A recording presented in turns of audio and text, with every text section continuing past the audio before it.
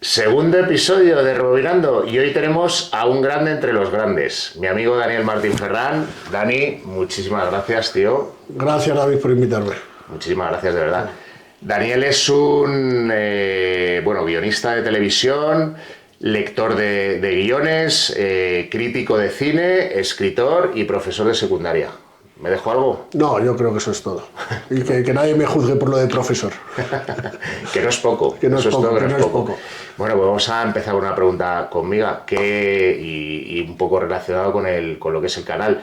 ¿Qué momento de la cultura pop de los 80, 90 y 2000 te pone todavía la carne de gallina? Yo creo que lo definitivo es Internet, ¿no? Pero si vamos a hablar de cine, estaba pensando, ¿no?, que yo me quedaría con la persecución de la piedra de Indiana Jones, Bueno. La persecución del tiranosaurio Rex al Jeep en Jurassic Park, el Parque Jurásico, que todo eso era Parque Jurásico, pero sobre todo me quedaría con el principio de Matrix, cuando Trinity se queda suspendida en el aire y la cámara da una vuelta en torno a ella. Qué bueno. Yo ahí aluciné. Pues mira, tío, al hilo de lo que dices, uno de los momentos que yo me quedé con la boca abierta en el cine, pero de verdad, fue, me imagino, cuando están al principio de Parque Jurásico, que era efectivamente la Parque Jurásico, cuando van en el jeep y de repente se le coge el otro, la chica al hombre del sombrero y tal, y se giran y de repente vimos por primera vez los efectos digitales en su máximo esplendor y vimos dinosaurios, tío. Ahora estamos acostumbrados, pero yo flipé. No, y eso, ¿no? Y luego cuando llega el tiranosaurio Rex hay dinosaurios rápidos, corriendo, y parece real, ¿no? Eso fue un cambio total en los efectos especiales. El T-Rex era, ¿no? El T-Rex, el tiranosaurio Rex, sí. Qué bueno, tío. Bueno, vamos a hablar de los blockbusters que revolucionaron el cine de los 80. Y bueno, empezaron las grandes sagas como Star Wars, Arma Letal, películas icónicas como ET, Cazafantasmas. ¿Qué crees que es para ti lo que define un blockbuster y bueno, por qué crees que tuvieron ese impacto? Hombre, yo creo que hay un cambio en la sociedad. Primero, que se podía ir más al cine, ¿no? Ya era una sociedad de consumo total, y luego se empieza a hacer un cine muy entretenido y dirigido a muchísimas pantallas. O sea, yo creo que el cambio, antiguamente con la película en sí, el celuloide, pues se podía hacer un número de copias. Se empiezan a lanzar muchas más copias, ¿no? Y se hace un cine que coge los grandes elementos del cine de aventuras de todos los tiempos y se le meten más efectos, persecuciones más complicadas. Es como universalizar el universo de James Bond a otros. Star Wars, pues lo lleva a una galaxia muy lejana, ¿no? Empieza diciendo, y es un western. La primera, La Guerra de las Galaxias, el episodio 4, y no sé cuál es el subtítulo, eso es un western. Yo creo que la primera fue La Guerra de las Galaxias, ¿no? Sí, para nosotros fue La Guerra de las Galaxias, para los más jóvenes es una promesa amanece o algo así, no sé. Ah, el 4, que era el 1 de nuestra... porque luego el 5 es El Imperio Contraataca y el 6 y la primera es La Guerra de las Galaxias, El Retorno del Jedi, para mí siempre será. Y entonces eran elementos de cine de aventuras, de western, ¿no? Y luego, pues, Indiana Jones es un aventurero solitario, pero que es un arqueólogo, ¿no? Y lo llevas a un universo donde puedes meter nazis, ¿no? Arma Letal es la película, es una comedia, es la primera comedia de acción, o sea, es una acción, es dramática porque el protagonista tiene unos problemas mentales serios, pero luego, pues, es una película que a cierto tiempo, pues, va metiendo chistes, ¿no? ET es una película para todos los públicos que lleva más allá lo de encuentros en la tercera fase. Es un encuentro con un extraterrestre amistoso, ¿no? Y ahí otra vez los malos son los seres humanos, ¿no? Los peligrosos, ¿no? Y luego todo eso combinado con una serie de efectos que van cambiando del viejo stop motion que lo va revolucionando, y eso no es nada con la revolución digital que vendrá después. Y a partir de ahí se van creando fórmulas que se han repetido mucho y que van creando cambios totales, ¿no? Por ejemplo, El Imperio Contraataca a mí me puso de muy mala leche porque tardé 3 años o 4 en ver la continuación. Claro. Que eso era muy de serie B de los años 40 y 50 y ahora de repente se ha convertido en el modelo de ahora, ¿no? Tú ves ahora Dune la parte 2 y hasta que no saquen la otra pasarán varios años. Y eso empezó con eso. Y luego es crear personajes y llevarlos una y otra vez a la pantalla con mayor o menor fortuna. Indiana Jones, Arma Letal pues cayó, pero luego aparecieron pues bueno, hoy en día tenemos cosas, no sé cuántas películas llevan ya de Fast and the Furious, ¿no? Y van haciendo algunas mejores que peores, pero ya nos hemos perdido en algunas sagas. Fíjate, la de Star Wars, no sé ni cuántas van, pues han hecho ya luego spin-offs y demás. Sí, y secuelas y luego, por ejemplo, Marvel, que hizo su gran lanzamiento de no sé cuántas líneas distintas, y ahora empiezan con los multiversos, pero todo empezó allí en los años 80 con Steven Spielberg y con George Lucas, ellos como directores o ellos como directores ejecutivos, porque yo creo que Spielberg, por ejemplo, produce Regreso al Futuro, que es otro blockbuster de los 80 maravilloso, con todos estos elementos, ¿no? Y además es un cine, yo creo que un poco para todos los públicos, ¿no? Porque era cine que pueden ver desde los niños hasta los abuelos, ¿no? Y eso es, y es un cine muy entretenido, sobre todo. Es un cine... Sí, hemos entrado un poco en los años 80, en los 90... se estrena Parque Jurásico, que hemos comentado antes, que fue también, hay un poco el boom de los efectos digitales por ordenador, porque hasta donde yo sé, las primeras de Star Wars era todavía con maquetas y demás, ahí ya empezamos a ver películas hechas por ordenador, y te quería hablar y te quería preguntar de Parque Jurásico y Titanic. Sí, Parque Jurásico es la revolución junto a Terminator 2. Además podemos ver Terminator 1 y Terminator 2, otro blockbuster bestial, porque ya en Terminator 2, con los efectos especiales del Terminator líquido, de metal líquido, pues era revolucionario. Y es la misma tecnología, yo creo, que Parque Jurásico. Y luego viene Titanic, que Titanic... A mí me parece una película, a mí no me gusta Titanic, me aburrió muchísimo, pero que es un cambio de paradigma total en el blockbuster. Porque James Cameron, me has contado antes, ¿no? Que iba a ser un fracaso.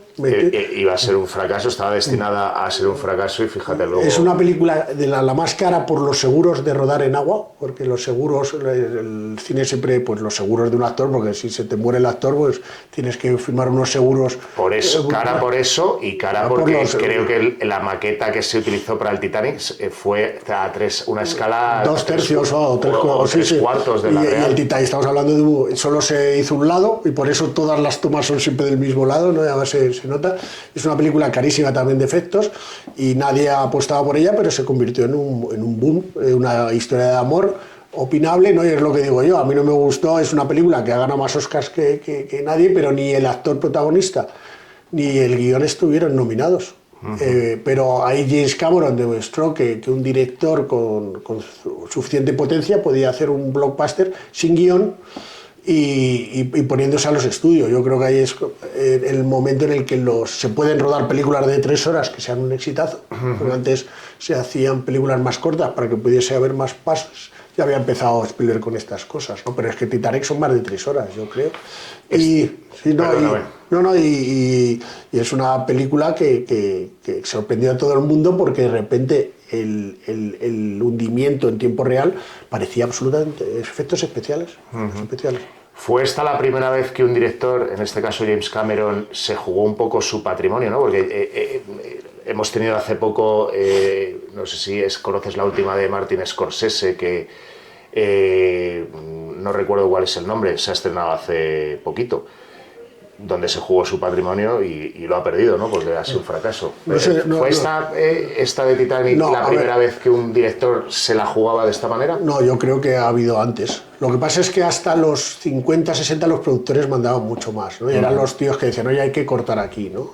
Pero, por ejemplo, en los 80, Blade Runner se cortó y se puso la voz en off. A mí me gusta más la versión original con la voz en off que luego el Director's Cut, que era sin la voz en off. A mí me gustaba más con la voz en off, porque había un productor que decía, oye, hay que hacer esto. También, ¿eh? Sí, pero ya en los 70, con Scorsese, Coppola, George Lucas, Spielberg, empiezan los directores estrella, ¿no? Ya había habido directores estrella, pero eran más de directores de industria.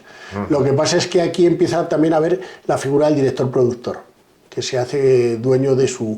Y entonces, por ejemplo, Spielberg puede rodar una cosa como El color púrpura, que es una película muy distinta a la que hizo él, porque él podía apostar por eso, ¿no? Y luego hizo La lista de Schindler, y entonces empiezan los directores a ser tan importantes como las estrellas. Incluso hoy en día hay películas que se estrenan sin superestrellas. Antes, bueno, me viene a la cabeza Hitchcock, ¿no? Que en su época también era un director estrella, pero quizá no tenía tanto Hitchcock la sartén por el mango.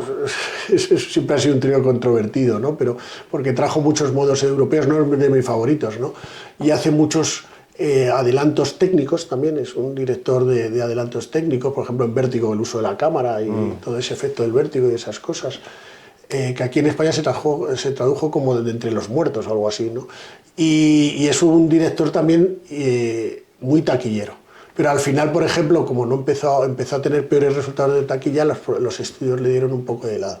Lo que pasa es que... Hablamos de Hitchcock. Hitchcock. Había escuchado de Hitchcock que era un tío que no era demasiado agraciado físicamente y que todas las ganas que tenía de experimentar con una mujer, no habla a nivel sexual, sino bueno, pues que las mujeres en sus películas un poco las manipulaba o las daba forma de manera que bueno, que él pudiera cumplir sus fantasías a la hora de estar con una mujer. Eso no lo sé, pero no lo había oído, pero casa mucho con el personaje, que tenía que ser un personaje bastante extraño. Y era, según parece, uno de estos directores tiránicos, ¿no?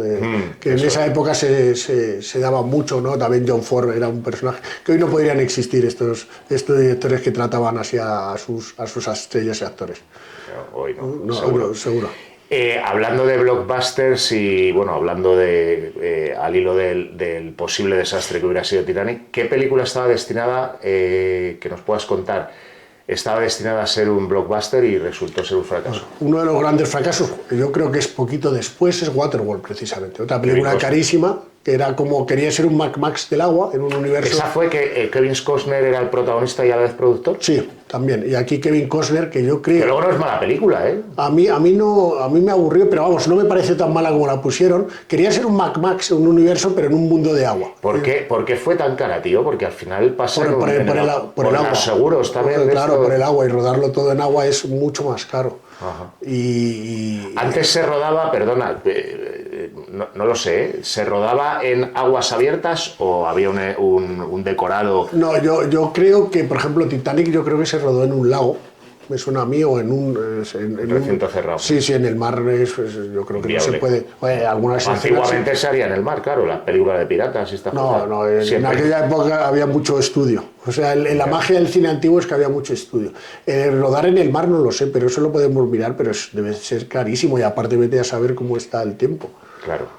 Y no se puede, no, pero hay mucho... Antiguamente había estudio y gente lanzando agua y esas cosas. O sea, me viene a la cabeza Lo Imposible, que es más reciente, que lo hicieron en unas piscinas, creo que fue en Alicante. Además. Sí, en la Ciudad de la Luz de Alicante, se rodó ahí. Pero mola mucho, o sea, sí, no, y entonces allí... lo que es la ola grande... Sí, eso se hizo en maqueta y luego había allí también una especie con efectos. Sí, y entonces eso hay un documental por ahí que te explica cómo se hizo Lo Imposible, es muy interesante, ¿no? Porque es mezcla de efectos y mezcla de maquetas de distintos tamaños, pero ahí hay una super piscina, porque aunque se ruede en agua tienes que crear unas condiciones que tú puedas controlar. Claro. Porque como te pille una tormenta, una galerna, aparte de que el equipo se puede ir al traste, ¿no? Y lo que pasa es que la Ciudad de la Luz de Alicante se iba a hacer muchísimo cine ahí y al final resultó siendo un fracaso financiero. ¿Se ha cerrado la...? No, está viendo ahora que se hace... Todavía se rueda alguna película allí. Aquí pasó también con la Ciudad de la Imagen, ¿no? Que pretendía ser el Hollywood de España y que todas las productoras y tal, y bueno... No, fracasó es que el mercado ha cambiado radicalmente en los últimos tiempos. Primero con la llegada de lo digital, ¿no? Que hoy en día cualquiera puede hacer una película, ¿no? Me acuerdo de Alberto Cortés, creo que era, no, Alberto Cortés no, Roberto Cortés, el de Enterrado, el de Buriet, el que, por ejemplo... Rodrigo Cortés, sí, Alberto Cortés era un cantante y el otro no sé quién es.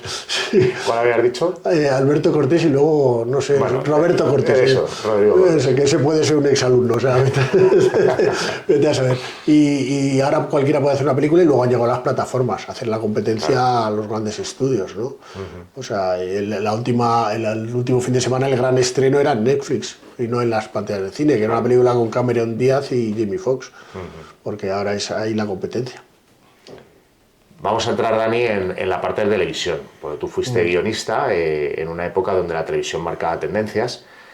Me gustaría que nos contaras cómo fue el proceso creativo detrás de estos programas y qué ha cambiado en comparación con la televisión actual, que está dominada por las plataformas de streaming. Pues en los 90, con la llegada de las televisiones privadas, de Antena 3, Telecinco y el Plus al mercado, ¿no? Empieza a hacerse los primeros equipos de guionistas por ejemplo, me acuerdo yo que estuve un par de semanas, no estuve muy bien ahí, en el equipo que hacía Los ladrones van a la oficina, ¿no? Que trabajaban y duplicaban... Resines, ¿no? Sí, y duplicaban los guiones que había hecho Miguel Martín y había un equipo que luego será el que hará Cuéntame, ¿no? Y cogían guiones y los dividían en varios, porque los escribía Miguel Martín, que era la vieja escuela, era un guionista haciendo muchos episodios, ¿no? Y poco a poco se iban implementando equipos de guionistas. Y ahí es donde entré yo, que hice tareas muy bajas para el Súper, por ejemplo, que fue uno de los primeros culebrones de producción española que se hacía en Telecinco. Y luego entré a hacer preguntas en el Juego del Euromillón, que era un programa de concurso, pero en el que había 3 personas escribiendo las preguntas, ¿no? Y empezaron a hacerse pequeños equipos, ¿no? Y luego ya a partir de ahí pues ya se hicieron equipos de redactores muchísimos para Gran Hermano, que yo ya ahí es cuando dejé de trabajar en televisión, y luego ya en las series que se han ido haciendo después, Cuéntame, entre ellas, equipos de muchos guionistas, ¿no? Incluso además especializados en diálogos, en personajes o en trabajos de esos. Copiando un poco, por ejemplo, en Los Simpson, en los 90 ya había 20 guionistas y aparte hasta que no estaban todos de acuerdo en el guión no se cerraba y cosas de esas, ¿no? Entonces se ha cambiado muchísimo porque se ha empezado a meter mucha más gente en la creación. Ajá.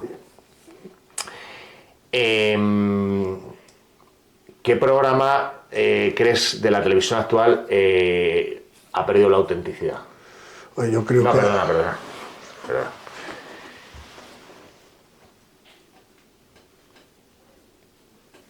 ¿Crees que la televisión... No. ¿Crees que la televisión actual ha perdido la autenticidad de los programas de antes?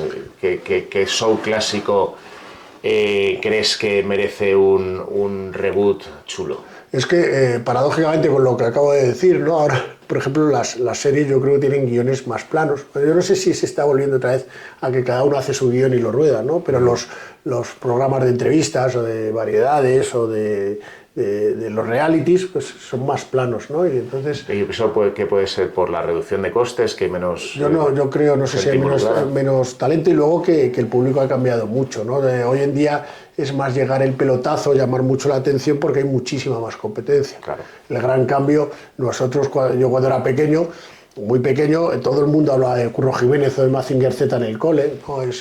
Antes te lo comentaba, cuando de repente descubrimos que Nube, que Dayana es un lagarto, y el lunes estábamos todos en shock, ¿no? Hoy en día pues vas sabiendo qué serie ver porque te lo recomienda uno, ¿no? Entonces, pero hoy en día yo creo que pues es como que es menos importante hacer un producto de calidad, ¿no? Yo me acuerdo con el 1, 2, 3, tío, que todos estábamos en el cole imitando al que nos gustaba de ahí. Me acuerdo del Ozores, la Bombi... El Ozores no, hombre, no. Y ahí el genio de Chicho Ibáñez Serrador... Era un grande. Que ese es un pionero de la televisión en España, cogiendo muchas cosas, ¿no? Y el 1, 2, 3 hizo las 3 grandes concursos que hay, el principio de preguntas, luego había la prueba que es un concurso, ¿no? más puede mezclar física y habilidad, y el último era la subasta, ¿no? Típica, ¿no? Y esos 3 concursos, y luego pues Chicho Ibáñez Serrador, que no sé si he dicho Kiko antes, Chicho Ibáñez Serrador, Chicho que trabajaba mucho los guiones y luego también se apoyaba en gente, sacaba lo mejor de gente como Antonio Ozores, al que le dejó improvisar, que es lo que había hecho toda su vida metiendo morcillas, porque no era capaz de aprenderse un papel largo, ¿no? Y la Bombi era una persona de Fedra Lorente, que era una actriz secundaria, y la convirtió en una persona súper súper popular, que hoy tampoco podría hacerlo, con el ¿por qué será? ¿No? Y esas cosas, ¿no? Y ese era un programa muy trabajado, pero se tardaba horas en hacer. Hoy en día no se podría hacer eso, los costes de producción solo se los podía permitir Televisión Española porque era un programa que tardaba muchísimo en grabar. Claro, antes también eran programas que tenían mucha repercusión, mucha audiencia. Hoy en día también quizá no solo es que pueda haber menos talentos, sino que realmente consumimos todo muy rápido, las audiencias son mucho menores, se reparten entre muchos más canales, entonces no se puede destinar tantos medios, ¿no?, a un programa. No, por eso, a ver, aquí siempre hay que dividir lo público y lo privado. Lo público sigue siendo carísimo y se sigue tardando mucho más, aunque tarda menos que antes, ¿no? Antes había mucho de creación, de autor, de autor cinematográfico metido a televisión, ¿no? Y ahora, en principio, cuando alguien del cine se dedica a la tele, tiene que ser más barato por lo que dices tú. Hay mucha más competencia y hay que ser eficaz en la producción, ¿no? Pero insisto, hay que dividir en España lo privado de lo público. Claro, público, las televisiones públicas, la 1, la 2, las autonómicas, pierden dinero y las otras son empresas que tienen que ganar dinero. Sí, no, por eso. Y aparte es que cualquier producción en un canal público vale pues 3-4 veces más que en uno privado. Y eso pasaba hace 40 años y sigue pasando. Si tú pudieras hacer un programa con su esencia intacta a día de hoy, ¿cuál sería y por qué? Bueno, has dicho el 1, 2, 3. El 1, 2, 3 era...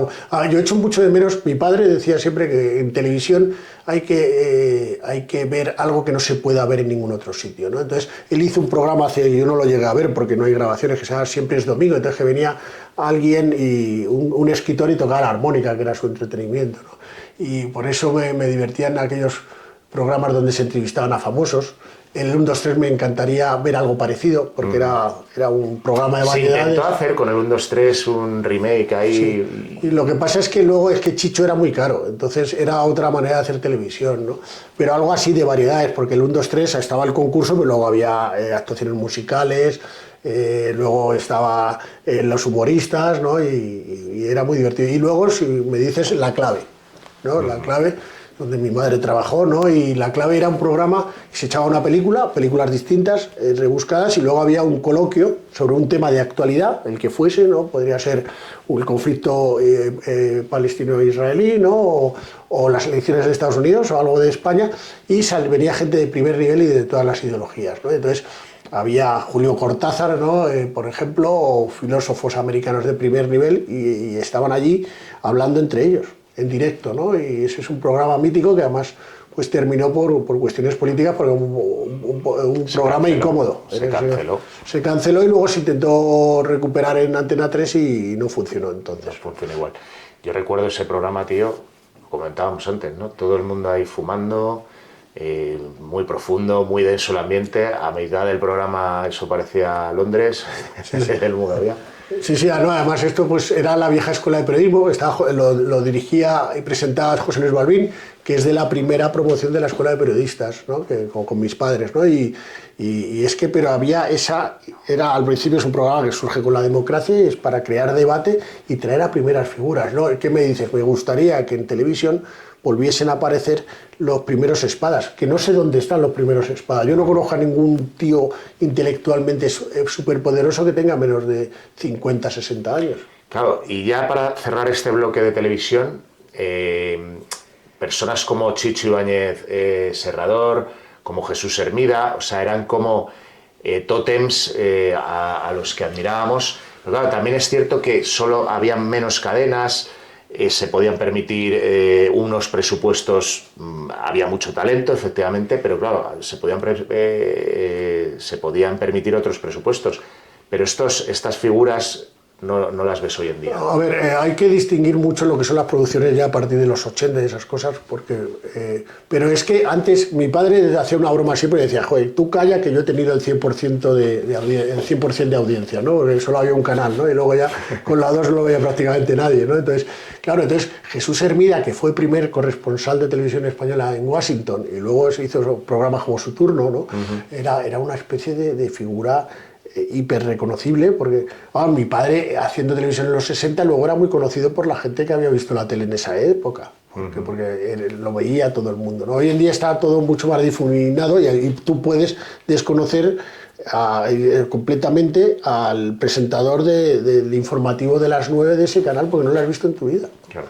Y ya si sigues las plataformas como me pasa a mí, pues hay mucha gente ahora que no sé quién es. Pues vamos a pasar ahora al bloque literario. En estas décadas de las que hablamos, 80, 90, 2000, vimos como las grandes sagas literarias encontraron su lugar en el cine. ¿Cuál crees que fue la mejor adaptación y cuál la mayor decepción? Pues hay un poco de todo. La gran adaptación, sin duda alguna, habrá sido El Señor de los Anillos, aunque a mí no me gustó porque me pareció larguísimo y no me gusta mucho ese universo, ¿no? Ajá. Pero yo digo esto, o sea, y hay los grandes lectores de Tolkien y del Señor de los Anillos no les gustó nada la adaptación porque cambian muchas cosas, ¿no? Y aquí cuando llegas a adaptaciones está siempre el problema.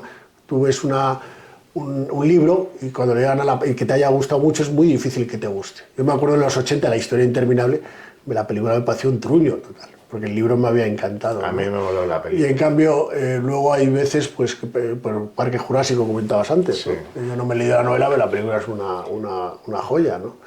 Y bueno, es que hay que ver que son medios muy distintos, entonces realmente hay que hacer una adaptación a la gran pantalla, y por eso generalmente pues no te convence nada que lleve a la pantalla de un libro que te haya gustado.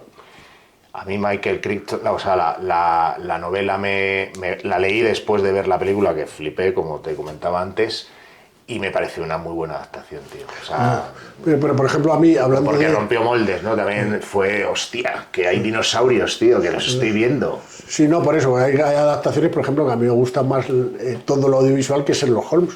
Sherlock Holmes a mí, que solo tiene 6 novelas, el resto son cuentos cortos, pues la gente dice, pero a mí me gusta más todo lo que se ha hecho. Bueno, hay, por ejemplo, la última versión que se hizo en televisión de Benedict Cumberbatch, lo digo en español, ¿vale? A mí me encantó esa adaptación. Y es una adaptación a los tiempos modernos que respeta bastante el original, ¿no?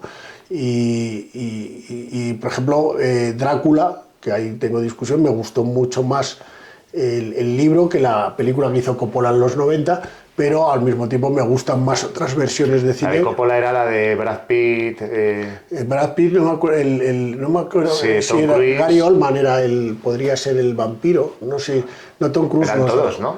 Ah, no, vale. Es en los 90, que es la que respeta, y es, por ejemplo, cuando se descubre que los vampiros pueden estar a la luz del día. Porque esto, mira, que se acaba de estrenar un remake de Nosferatu, que no sé para qué, pero esto es una... Bueno, yo la he visto en el cine, a mí no me gustó, pero las críticas, bueno, yo leo mucho en Film Affinity, sí. Y las críticas son bestiales. Porque al final yo creo que las críticas, la gente dice lo que le han dicho, pero bueno, a mí me parece mucho más interesante la de 1922 y el final de Nosferatu, porque estaban rodando sin el permiso de la viuda de Bram Stoker, el autor del libro, ¿no? Entonces, como se parecía mucho, era obvio que estaba basado en el libro, cambiaron el final, ¿no? Y entonces, en lugar de que le maten cortándole el cuello con espadas o con cuchillos o algo así, como pasa en la película de Coppola, pues le mata el sol cuando le convence que se queda hasta el amanecer, ¿no? Y entonces los vampiros han estado muriendo por culpa del sol para que no se pagasen los derechos de autor. Y los tuvieron que pagar porque era tan obvio que era un fusilado del libro, hablando de adaptaciones, que al final le tuvieron que pagar derechos de autor. Y es curioso, se ordenó que se destruyesen todas las copias de la película y solo sobrevivió una copia. Y esa película de 1922 que podemos ver, sí, que a mí me da más yuyu que la actual, son copias... Es súper tétrica, tío, ahí sí, en blanco y negro. El expresionismo alemán aquel a mí me parece más interesante que esto. Y luego Bram Stoker se basó en un personaje real que era el Vlad Dracul, sí, que el empalador. El empalador. Los vampiros es una figura de la mitología popular que Bram Stoker pues la convierte en una historia súper romántica, a finales del siglo XIX, ¿no? Que el romanticismo dicen que es la primera mitad, pues no, esto es una historia que cumple ese amor más allá de la tumba, además primero del vampiro hacia la chica, pero también del marido hacia la chica, bueno, y todo ese mundo de ultratumba que tanto ha gustado siempre, que se rescata en el siglo XIX y que sigue ahí presente, ¿no? Sí. No, además, es que no sé, yo creo que Sherlock Holmes es el tío que más veces se ha llevado a la pantalla y luego Drácula o al revés. O sea, pero con mucha ventaja sobre los siguientes. Ajá. Háblanos un poco de lo que has escrito tú, de los libros que tienes y qué estás escribiendo ahora. Bueno, yo he escrito muchas cosas, ¿no? Y no muy bien, pero he escrito una novela que se llama Los Despreciables, descatalogada. ¿Cómo se llama? Los Despreciables. Esa firmada por Daniel Martín, nada más. Para que luego vino Dani Martín, el usurpador, y muchos otros. Hubo un seleccionador. El del canto del loco. El del canto del loco, que le llaman usurpador porque es más joven que yo. Y en Los Despreciables descatalogada, y luego hace un par de años publiqué Mujeres Perdidas, que es un manifiesto de la degeneración del 92, que lo he escrito en colaboración con otros escritores y pues es un libro de relatos, ¿no? Uh-huh. Y ahora estoy escribiendo un poco de todo. Estoy todavía a ver cuál es mi principal proyecto, pero estoy escribiendo sobre todo relatos cortos también. ¿Estás escribiendo también críticas de cine? Estoy escribiendo críticas de cine. ¿En Confidenciales? En el debate. En el debate estoy escribiendo críticas de cine y también artículos sobre educación. Uh-huh. Vamos con el bloque de enseñanza. Eres profesor de secundaria y has vivido de primera mano pues, el cambio generacional en cómo los jóvenes consumen cultura pop, ¿no? ¿Cómo reciben tus alumnos las historias clásicas de los 80, los 90, los 2000? Ha cambiado mucho. O sea, yo llevo en la enseñanza desde 2006, ¿no? y antiguamente había unos referentes que valían para todos, los Simpson. Todo el mundo sabía quién eran los Simpson, sabía quién era Homer, quién era Bart y Lisa, ¿no? Entonces podías usarlos como, yo lo usaba como referencias para explicar literatura, ¿no? Pero ahora ya no hay un solo referente que conozcan absolutamente todos. O sea, se crean, entonces están los grupos como más divididos, ¿no? Entonces además, como hay tantísima posibilidad de verlo todo, el aficionado al anime se mete mucho en ese mundo y no conoce otro, ¿no? Claro.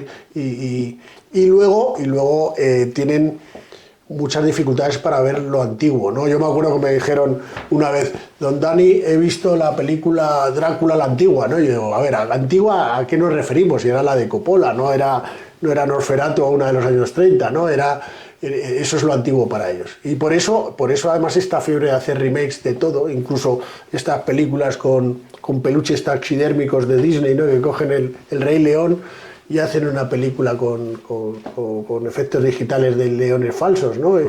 Pues porque les cuesta mucho ver efectos pasados de moda, por ejemplo. Entonces necesitan ver las cosas como más realistas, ¿no? Entonces yo es lo que digo, del King Kong de Peter Jackson, a mí me gusta más el King Kong de 1933. Uh-huh. Y ese es un problema, yo creo, que les cuesta tanto ver lo antiguo, porque que les cueste leer El Quijote lo puedo entender, pero que no puedan ver una película como King Kong de 1933 sin dejarse atrapar por la historia, por mucho que se vea que el muñeco es de plástico, pues a mí me parece... Yo creo ahí hay un poco también el que a nosotros nos gusta ver las películas de nuestra época antiguas porque también nos conectan, ¿no? Con cómo éramos entonces, con qué bien lo pasamos, la nostalgia, ¿no? De aquellos años.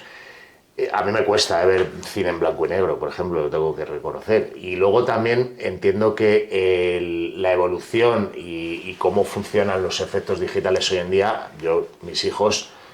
cuando ven pues la primera de Star Wars, que ahora es la 4, pero que era la primera nuestra, se descojonan, ¿no? Y dicen, joder, qué mal hecho estaba. Pues claro, a nosotros nos conecta con la nostalgia de aquellos años, ¿no? Yo creo que puede haber algo de eso. Sí, claro, por eso, pero el no poder adaptarse a lo que es otra manera de contar, ¿no? Esto pasa en la literatura y pasa también en el cine y en la televisión, y yo creo que hay cosas que se han superado, porque ahora ver un capítulo de Curro Jiménez es muy aburrido, no se acaba nunca eso, ¿no? Pero yo creo que hay maneras de contar. El cine blanco y negro es el gran cine de Hollywood, y luego, por ejemplo, Star Wars, la Guerra de las Galaxias, la primera, verla antes de que la digitalizase, a mí me gustaba más ese encanto que después con esos efectos que yo creo que no aportaban nada. Incluso creo que había gente que pasaba fotograma a fotograma porque en la pelea de Obi-Wan con Darth Vader se veía el palo de la escoba, ¿no?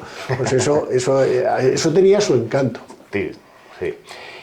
¿Cómo utilizas tú el cine y la literatura para motivar o conectar con tus alumnos? ¿Qué libro o película? Yo siempre digo que todo el mundo hoy en día, todo cualquiera, ¿no? Salvo que viva en un entorno de edad de piedra, todo el mundo es experto en lo audiovisual.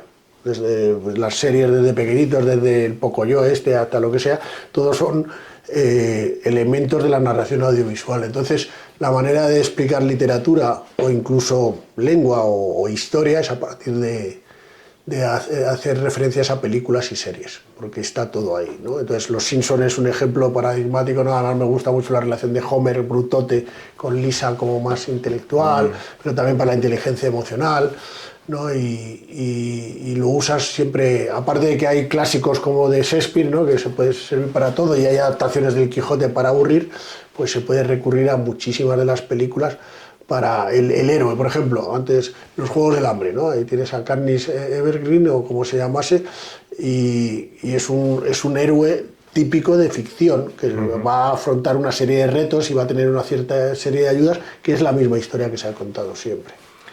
Si pudieras, esta es de nota, esta pregunta, si pudieras enseñar solo con películas y libros de esas décadas, ¿cómo sería tu plan de estudios? ¿De los 80, 90 y 2000? Sí.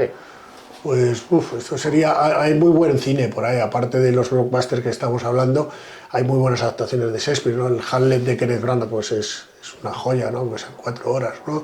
Yo, pues, habría que planteárselo, pero yo sería un poco buscar... Por ejemplo, se podría hacer una cosa muy interesante de cómo ha evolucionado la buddy movie, ¿no? La relación entre dos personajes, ¿no? Que funcionan, ¿no? Amigos, ¿no? Pues, por ejemplo, qué sé yo...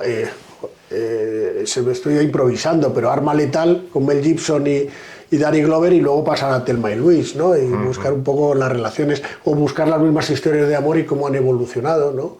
Ver un poco los roles, los códigos de lenguaje, ¿no? Pues Pretty Woman hoy en día no se podría hacer, una película estaría prohibidísima, ¿no? Y es una historia de amor que sigue siendo la más vista cada vez que la ponen en la televisión convencional, ¿no? Sería un poco recurrir un poco a todo, y luego, por ejemplo, para explicar todo lo que es la aventura del héroe, ¿no? Que se enfrenta, pues Luke Skywalker y Han Solo, pues perfectamente se podrían usar como ejemplos de eso, ¿no?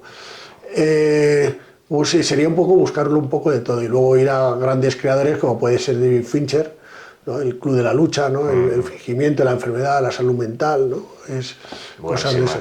Entonces, ¿no? Y luego, por ejemplo, Memento, que de esa no voy a decir nada porque cuanto menos se sepa, mejor, ¿no? Hablar un poco... Memento es de Nolan. Sí, Christopher Nolan, sí, por eso es la primera, pero es que no hay que decir nada para que la gente que no la haya visto pueda disfrutarla, ¿no? Pero, por ejemplo, ahí hay muchos temas de fondo, ¿no? Y luego yo enseñaría mucho el lenguaje cinematográfico. O sea, porque en serio, es como sabemos mucho más de lo que pensamos. Todos sabemos, eso a principios del siglo XX hubo que inventarse cómo funcionaba eso, y hubo experimentos psicológicos de cómo se hacía el montaje, ¿no? Según superpones escenas, para que la gente sea consciente de eso, ¿no? Y aprenda, y es una manera, es un lenguaje más, ¿no? Tenemos el lenguaje matemático, el lenguaje verbal, ¿no? Y el lenguaje musical, que habría que trabajar más, y por qué no el lenguaje cinematográfico. Voy a aprovechar para pedirte que te vengas otro día para un segundo episodio, porque me gustaría que habláramos de series chulas, y has comentado un tema que también me gustaría meterlo en ese episodio, que es, bueno, pues películas, series, programas que se hacían antes, que nos encantaron, pero que a día de hoy no se pueden hacer por la forma actual que tenemos de concebir el mundo, la realidad. Y yo creo que esto, bueno, que tengamos ahí un debate un poquito, creo que son dos buenos temas, ¿no? Ese y las series, que nos las hemos visto para mí sería un placer. Muchísimas gracias, tío. Te voy a hacer unas preguntas rápidas que voy a leer y respóndeme con lo primero que te venga a la mente. ¿Película que más veces has visto? Pues o La Gran Evasión o Gris. Buenísimas. Yo voy a decir la mía, un poco friki, Algo pasa con Mary, tío. También la he visto muchas veces, sí. Buenísimo. ¿Personaje literario con el que te identificas? Personaje literario, Hamlet. Es una obra sobre la locura y sí. ¿Te identificas ahí? Con Hamlet. Y sobre todo duda mucho el tío, lo de ser o no ser es la pregunta de preguntas. Qué buena. ¿Serie que nunca quisieras que revivan? Que no hagan no la hagan, pero porque eso era muy mala, porque era muy buena. Bueno, di las dos, que no quieres que la toquen porque es una obra maestra y ya no admite remakes, o que... no admite remakes o que es tan mala que no la vuelvan a... Serie, Los Soprano, porque es demasiado buena, y luego Médico de Familia, porque fue el principio del fin de la española, porque hacían capítulos de hora y media para una serie. ¿Actor o actriz que definió los 80-90? ¿O actor y actriz? Harrison Ford. Aparte, a nosotros, en mi familia nos costó mucho identificar que Han Solo y Indiana Jones eran el mismo actor, nos costó mucho, y luego ya encima era el de Blade Runner, y Michelle Pfeiffer diría así a primera, luego a lo mejor cambiaría. Pero... Qué grandes. Sí. Harrison Ford, ¿le has visto en la última de Indiana Jones? No he visto la última de Indiana Jones, porque a lo mejor es una película que no querría que hubiesen retocado, porque ya me sobró la de la calavera de cristal. Sí, quizá. Porque nos han fastidiado mucho la infancia. Podrían haberse ahorrado la 8ª y la 9ª de Star Wars. Para la gente de mi generación. Luego hay gente más joven que les encanta. Y leo también, imagínate que puedes revivir un estreno, leer un libro por primera vez o ver un programa como si fuera nuevo. ¿Cuál elegirías y por qué? El libro Ana Karenina, ¿no? Yo diría, porque... No, esa no, porque esa me la leo de vez en cuando, es un novelón tochísimo. Volver a descubrir a Shakespeare. O sea, Shakespeare para mí es muy importante. Eso sería, en películas, a lo mejor Blade Runner, pero con la voz en off. Y lo último que has dicho... ¿O un programa de televisión, como si fuera nuevo? Un programa de televisión, pero tiene que ser programa. No sé, es que sería realmente lo que estás preguntando, si pudiese recuperar la ilusión que me hacía ver el 1, 2, 3 cuando tenía 10 años. Bueno, es un poco algo que dices, qué pena que ya me lo haya visto tantas veces, porque me fliparía. A mí me gustaría un programa concurso en plan El tiempo es oro, pero hay algunos por ahí. El tiempo es oro, no sé, algo más como La clave. La clave me gustaría mucho, algo elevado. Dani, un millón de gracias, tío. Nos vemos prontito. Sí. Prontito. Dame un abrazo. Venga. Eres un grande, tío. Muchísimas gracias. Bueno.